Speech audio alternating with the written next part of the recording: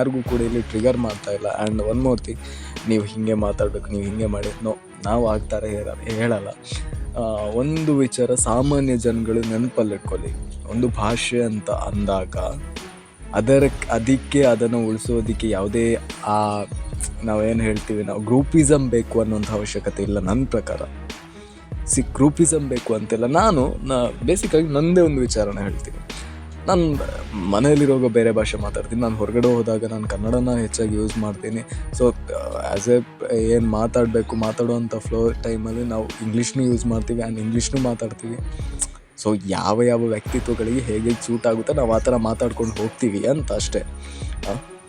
ನಮ್ಮ ಮೂಲ ಬದುಕು ಏನಿದೆ ನಾವು ಅದನ್ನು, ಸೊ ಅದು ಹೆಂಗೆ ಅಂತ ಹೇಳಿದ್ರೆ, ಬೆಳಿಗ್ಗೆ ನಾನು ನಾಷ್ಟ ಮಾಡ್ತೀನಿ, ಮಧ್ಯಾಹ್ನ ನಾನು ಊಟ ಮಾಡ್ತೀನಿ, ಸಂಜೆನೂ ಅಷ್ಟೇ, ರಾತ್ರಿನೂ ಅಷ್ಟೇ. ಅರ್ಥ ಆಯ್ತಾ? ಯಾವ್ಯಾವ ಟೈಮಿಗೆ ಏನೇನು ಬೇಕೋ ಅದನ್ನು ತಿನ್ನಬೇಕಷ್ಟೇ. ಸೊ ಪ್ರಪಂಚದಲ್ಲಿ ಯಾವ್ಯಾವ ಭಾಷೆಗಳಿದೆ ಅದನ್ನೆಲ್ಲನೂ ಕಲೀರಿ. ನಾನು ಅಂದ್ಕೊಳ್ಳೋದು, ನಾನು ಅದನ್ನು ಅಪೋಸ್ ಮಾಡೋದಕ್ಕೂ ಕೂಡ ಹೋಗಲ್ಲ. ಏನಕ್ಕೆ ಅಂತ ಹೇಳಿದ್ರೆ, ಅವನವನ ಭಾಷೆ ಗುರು, ಅವನವನು ಮಾತಾಡ್ತಾನೆ, ಅವನಿಗೆ ಏನು ಕಂಫರ್ಟ್ ಇದೆ ಅದನ್ನು ಮಾಡ್ತಾ ಹೋಗ್ತಾನೆ ಅಂತ. ಈ ಹಿಂದಿನ ಕಾಲದಲ್ಲೆಲ್ಲ ಈ ಥರ ಹೇರಲಿಲ್ಲ. ಅವ್ರು ಹೇಳಿದ್ದಿಷ್ಟೇ, ನನ್ನ ಭಾಷೆನ ನಾನು ಗೌರವಿಸ್ತೀನಿ, ನಾನು ಪ್ರೀತಿಸ್ತೀನಿ ಅಂತ.